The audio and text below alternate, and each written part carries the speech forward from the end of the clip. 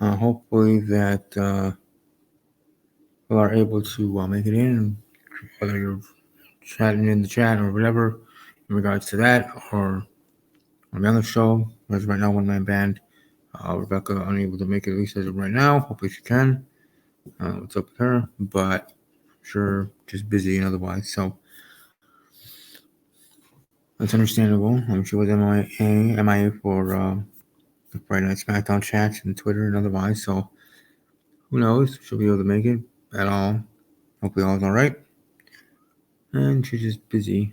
But I did want to, start this episode and do this show as I usually do each and every week, and whether I do it here by myself or with 200,000 people watching or whatever, part of it, that's fine too.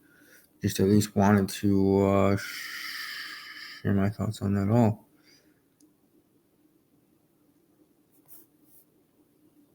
And hopefully it goes well in that regard, because you see a lot of big things coming, or things should be coming in regards to Hell in a Cell. So it's going to be an interesting show, interesting things specifically, but nothing,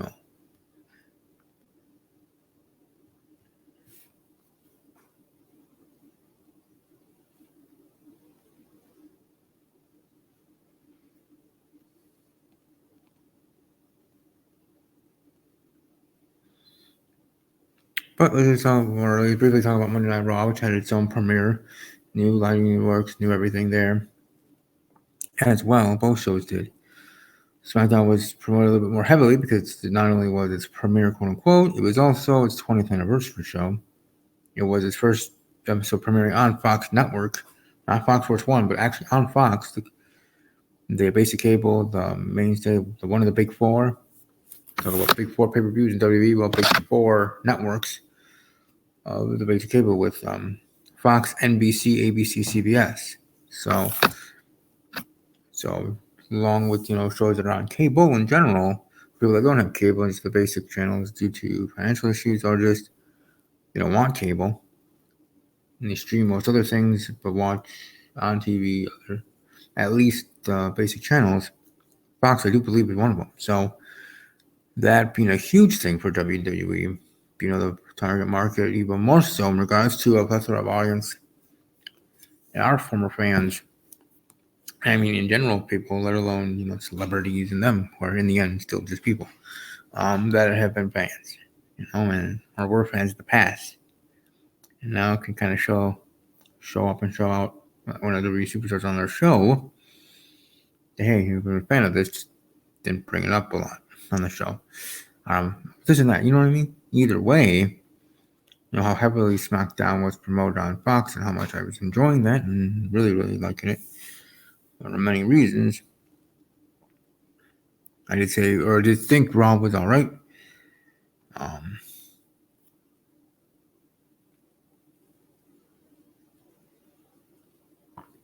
Brock Lesnar showing up, beating up Rey Mysterio and his son Dominic. We had Seth Rollins and The Fiend in the end. We had Lana. Well, we had Rusev, then we'll come back again. Lana returning. Bobby Lashley coming back from injury. And, I should have known people would be coming back here this week because the draft is next week, which starts on Thursday, not Friday, not on Monday. On Friday, and then the second part will be the following Monday. So that's interesting in its own right, but it is what it is in general. So that's going to be cool and interesting. Everybody has to be drafted because it's just literally like just a draft, like how it was way back in the day when they first had the very first WWE draft. So everybody's drafted from top to bottom, champion to jobber, I guess you can say technically. Everybody's drafted to a brand, and you go from there. Now, is NXT part of it? Seems like it's not, but it's going to be interesting to see how that goes in regards to the draft. But for Raw, like I said, there are interesting things there, and the most telling and interesting thing, beyond Carmella being the 24/7 champion now, or now a two-time by now. We'll talk about SmackDown here shortly, but still a lot of cool things going on there. And before we go to that, I'm going to promote at the end anyways. I'll promote here. The game I'm part of at Who Done It Spooked, the Halloween edition of Who Done It, a game from the TV show, ABC show, Who Done It. Just Google search that or YouTube search it, and you'll see what I'm talking about. You might be hooked. You might binge watch the whole season there on YouTube. It is on YouTube as a playlist. So just search Who Done It Season 1, and you'll find it there shortly, the playlist, if not one of the videos. And then find the playlist from the person that posted it. You know, extra step, but hey, hard work makes the dream work.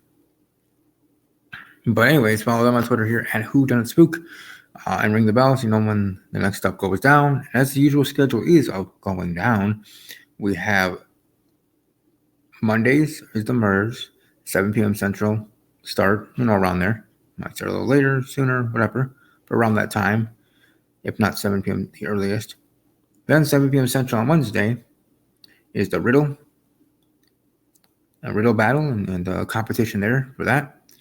Then on Friday at 7 p.m. Central is the deadline for the cases for us to try to solve the case, to submit our cases, whether video-wise like me or typing it out like others. So that's when it's due. Nothing happens, at least in the game account, at least from what we've seen so far. No countdown, no, waiting for who's still, as there's an hour left, people do. There are the people that are still due, like making that public, make it more interesting, and that way, I guess, for the audience, just as much as for fellow castmates, on seeing, hey, person needs to get their case in. And then on Sunday is 7 p.m. Central again. Everything is 7 p.m. Central start, 8 p.m. Eastern start, and whatever time in your time zone, worldwide or locally here in the States, is Spared or Scared ceremony that starts at 7 p.m. Central, starts with the best case, who won that, then everybody else is scared or spared cards, and then they tell you what happened in the murder. So that's a little bit different from 2018 and definitely of Who Done It Double Vision Season 1, with everything being video, which was cool in its own right. But yeah, so everything being 7 p.m. Central, Monday, Wednesday, Friday, and Sunday. So every other day, starting on Monday. So there we go. And it's nice with having Scared Spirit on Sunday and then Monday already, having the next murder. And then having that extra day in regards to the day in between for each day for solving the case, let alone from Monday to Friday, you really have. Like, you want to win the riddle, yes. And be in that position, but for me, it's solve a case or trying to solve a case right away on Monday, get my rough draft done of the case, and then build it from there if I need to, if I do win the riddle. So, anyway, just shared some little insight in my thinking and how I play the game, and part of it at least. Don't want to share everything, since castmates do see this video because they're wrestling fans, which is cool. Anyways, let's get back to the grapple. Let's get to the wrestling. And let's talk about SmackDown, formerly called SmackDown Live, but now Friday Night SmackDown, premiering on the Fox Network. I love the intro with Stone Cold Steve Austin, with Vince McMahon and Stephanie McMahon, everybody singing Vince's theme, and him welcoming them, or they both are welcoming us to SmackDown, the Friday Night SmackDown, and then it cut to the opening package or the intro of the show, which is very, very cool looking. Very up to date in the sense of, as I always say, up to date, made it 2019. That makes sense. If you know what I mean there. But all in all, a good show from top to bottom. It's 2 hours. They did promote Austin, Undertaker, and Sting, but they weren't actually there on the show. Austin was part of the opening pre-tape promo package thing about the show and about everything, what history being made and such, but not actually on the show. But The Rock was. It was awesome to see The Rock there in the beginning, interacting with King Corbin and the man Becky Lynch. So that's good, actually a good rub for Corbin, even more so than Becky, who was already super over. But for King Corbin, for Baron Corbin, because I think Baron Corbin, can be a WWE champion here by the end of the calendar year or the end of the WWE year, as the actual season, as I call it, which is Raw after WrestleMania to the next WrestleMania. So we'll certainly see about that. But either way, let's go Corbin. Now we had the WWE Championship match. We also had Marshmallow, or whoever that guy is, won the 24/7 title for a short bit, and then afterwards on WWE.com or exclusive on WWE's YouTube channel, Carmelo won the title back. So there you go. Anyways, so we had Kofi Kingston facing off Brock Lesnar. And we had 10 minutes left in the show, 13 to 10 minutes, something like that. I thought, okay, maybe we'll have something competitive. Kofi will surprise Brock and start off fast and get a close pin, but then Brock then will annihilate him and win in 10 seconds flat at that point because he's pissed off. Like, what the heck does he think he's doing? But literally was just like Beast in the East, maybe even quicker. Kofi jumping on him, trying to get the rush. He's already on his back anyways, so Brock just holds him there, hits him with the F5, 1, 2, 3. Brock wins the title. It's over 8.5 seconds. So, 7 to 9 seconds, it was already over. And I'm like, wow. That's the Kofi Kingston? I mean, I was looking forward when Kofi ever dropped the title and whether it was going to be Randy Orton or Brock, but wow, that's it's interesting. But hey, you had his moment at WrestleMania. First ever African American Black WWE champion. Number 1 champion. All that history making stuff. Because I guess The Rock doesn't count. But so he has all that, and that can never be taken away from him ever. But I also was ready to move on. So whether it was going to be Randy Orton or Brock Lesnar, fine. But at least I would have had it more competitive. That's where my issue is, the more competitive part, not just the other part. But still, all in all, good show for Friday Night SmackDown. And so let's get to my predictions for WWE.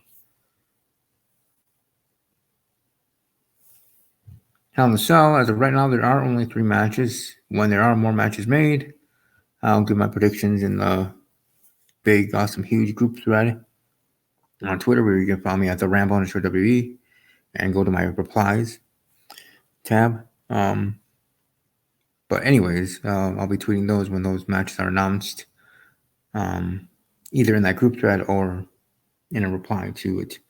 A retweet reply to WWE's account, which when the new matches are made. Because I think there should be more than 4 matches. There's going to be a 4-hour show or 3-hour show for Hell in the Cell. So, unless these matches are going an hour each. Okay, then. Anyways, first we'll start off with Daniel Bryan and Roman Reigns facing off against Eric Rowan and Luke Harper. I'm going to go with Bryan and Reigns to get the win here. I'm playing simple there. Raw Women's Championship match, Becky Lynch versus Sasha Banks. I'm going to fight it, but I'm going to pick it. Sasha Banks to win the championship. There, I want Becky to retain, but I have a feeling she won't. So I'm going Sasha Banks to become the new Raw Women's Champion, and I'll just move on with that. And I'll have the hashtag deal with it. I don't hate Becky. I don't hate Sasha Banks. I'm just not a big fan of her. Yeah, she's a little overrated. But anyways, SmackDown Women's Title match: Bayley versus Charlotte Flair. Some assumed. I'm gonna have Bayley retain. So Sasha Banks and Bayley thing. Maybe they'll win the tag team titles again, and maybe this time they'll care about them. But anyways, Bayley for the win to retain there against Charlotte. And then in the main event, in the Universal Championship match, Seth Rollins facing off against the Fiend, Bray Wyatt. Sorry, Fiend, you're awesome, you're cool, but you're still just a man. Seth Rollins is somewhat the man, and probably with like 5 or 6 curb stomps, Seth will win and retain his title. Barely survive, as I'm sure they'll be putting that over, but still, Seth Rollins to win and retain his Universal Championship.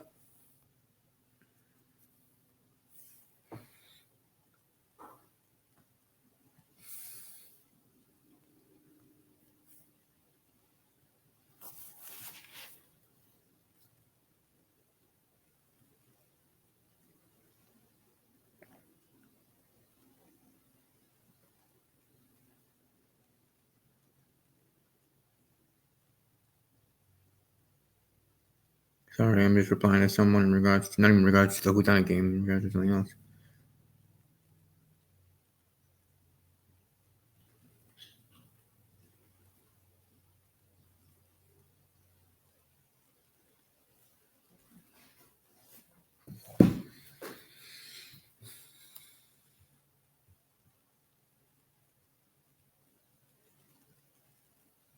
Oh crap, I forgot about that.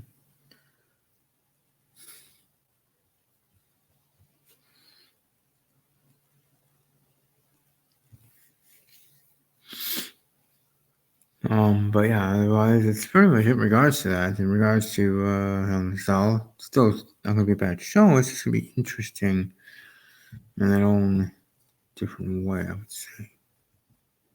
That's for sure. And there I am, the Ramble and for WWE. My personal handle at rman_strong_06. If you want to tweet at me and hashtag Team Complete for the Whodunit game, that's cool. But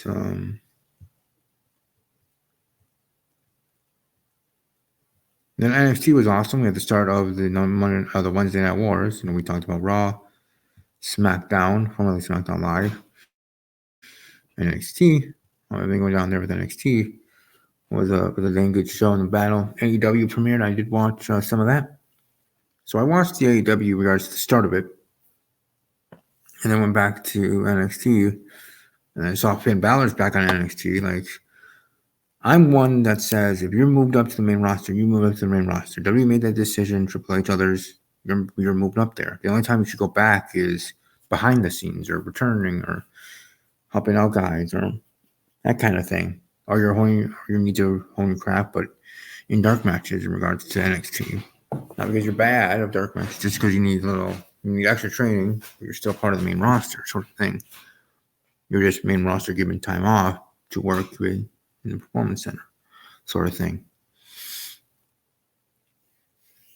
So it's not that it's not cool if Finn Balor's back in NXT, but just I don't know. I'm just wondering, like, if you get promoted, if you're moved on, and that way you should, that's the decision. You move on. The only way you get, the only way that things have been going backwards is called a demotion. But Finn Balor, he's not a band superstar. Like, truly, it's a demotion. It's not, because NXT is very popular.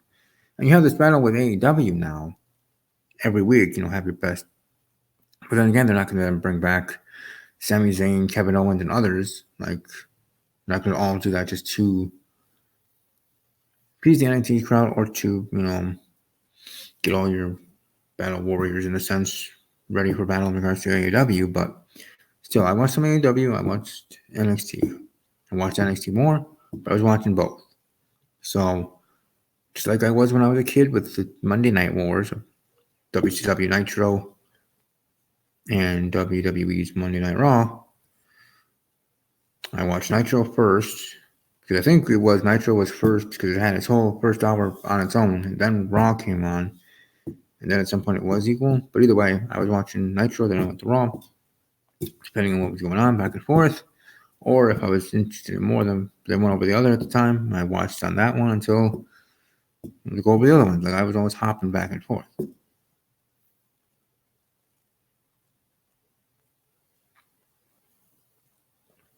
So,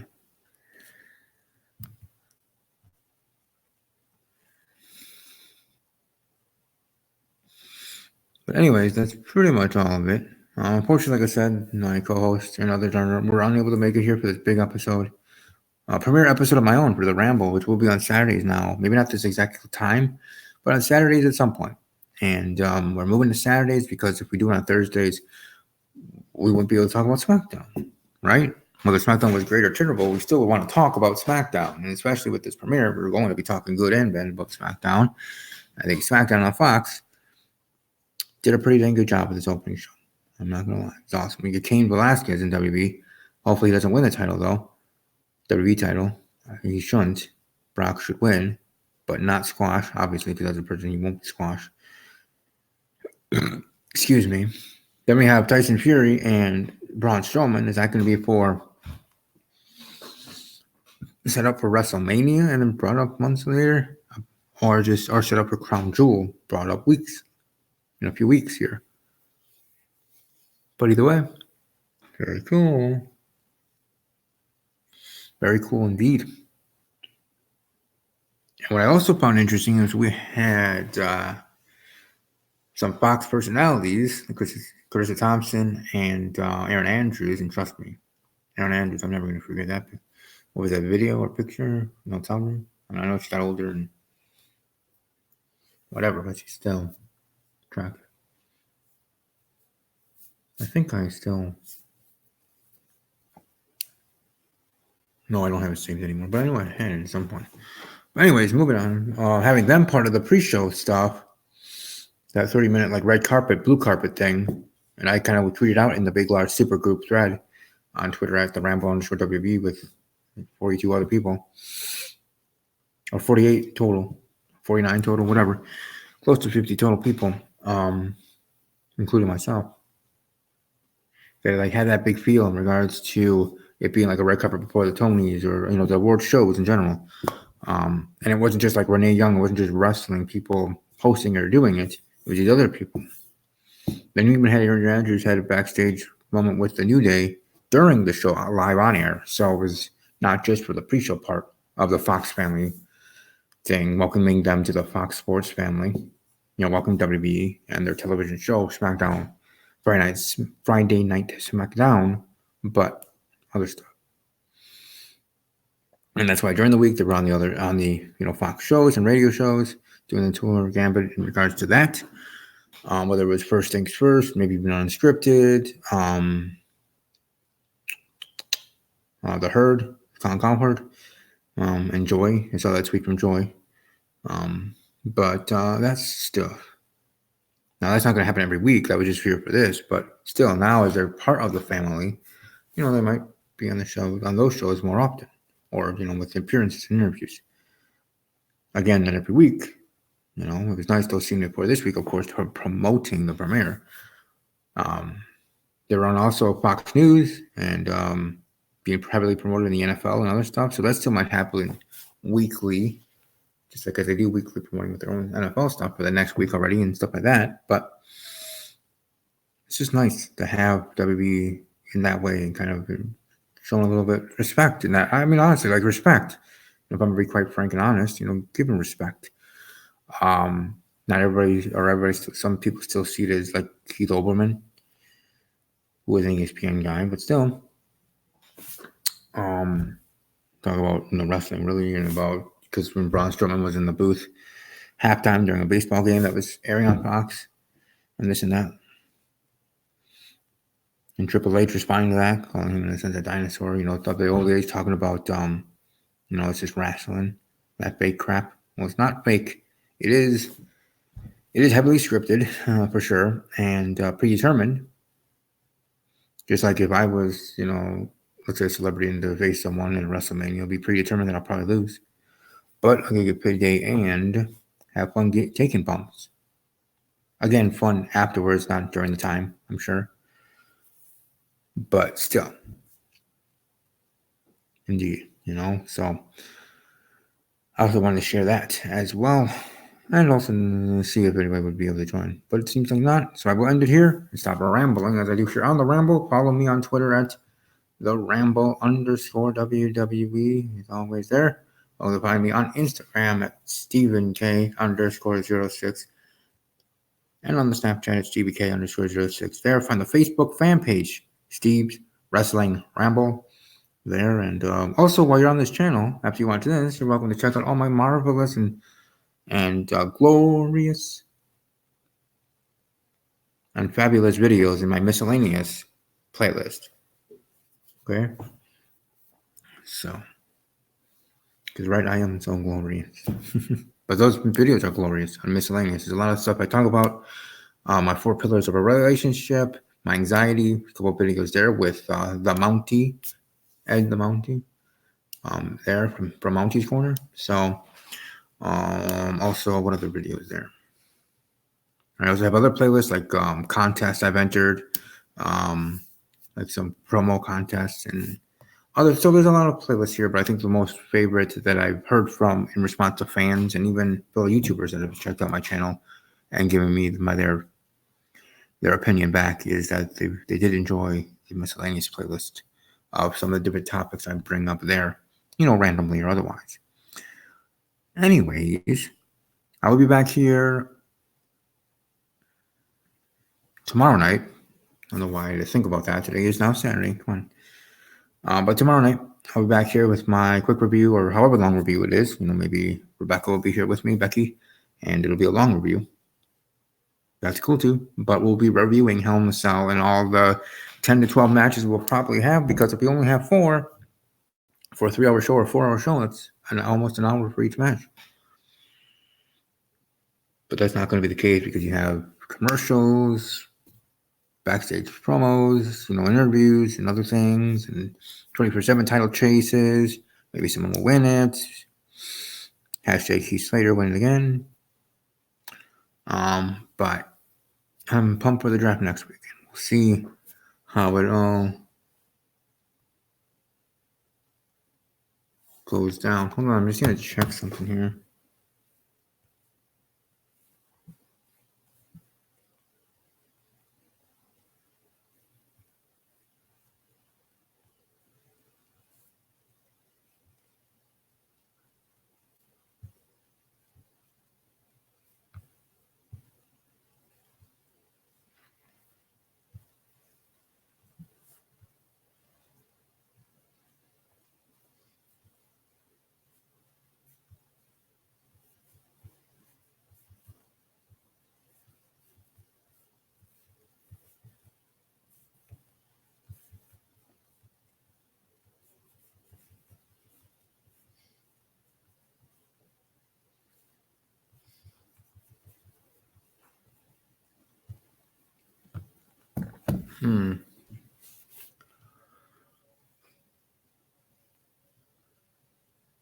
I haven't done this before, but to ask, what is your guys' plans for the weekend?